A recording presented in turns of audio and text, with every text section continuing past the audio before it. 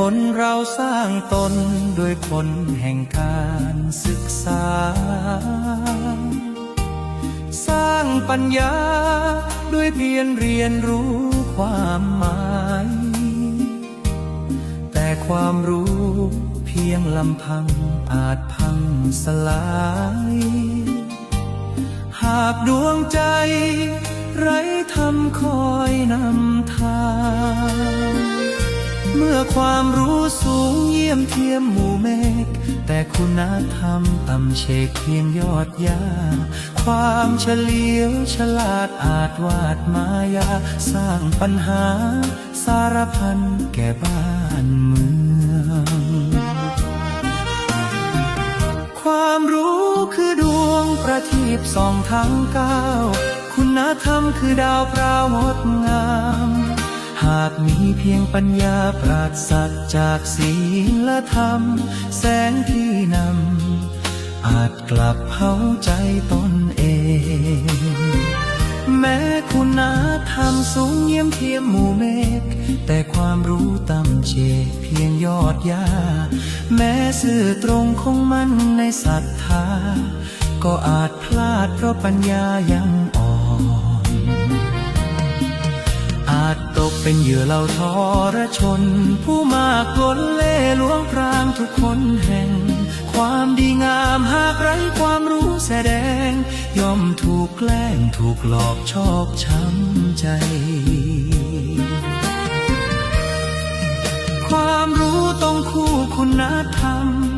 จึงงดงามล้ำค่ากว่าสิ่งไหนความรู้สร้างหนทางให้ก้าวไกลคุณธรรมสร้างหัวใจให้เป็นคนหนึ่งคือแสงแห่งปัญญาพาสว่างหนึ่งคือทางแห่งความดีที่ใหญ่หลวงเมื่อสองสิ่งประดับใจไม่หลอกลวงย่อมก้าวล่วงทุกภัยด้วยใจงามหากความรู้สูงล้ำคุณธรรมเลิศแสนประเสริฐดังแก้วแผ่วอารามความสามารถประกอบด้วยความดีงาม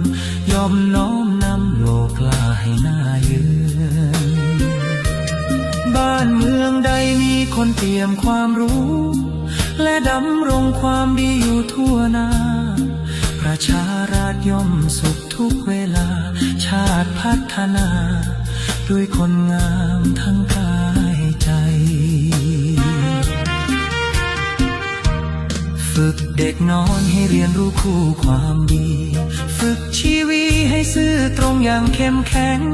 สร้างปัญญาสร้างศรัทธาสร้างเรี่ยวแรงร่วมเปลี่ยนแปลงแผ่นดินให้ร่มเย็นความรู้สูงคุณธรรมสูงรุ่งเรืองรองผ่องสดใสพัฒนาประชาราษฎร์และชาติไทยต้องปลูกไว้ความรู้คู่คุณธรรม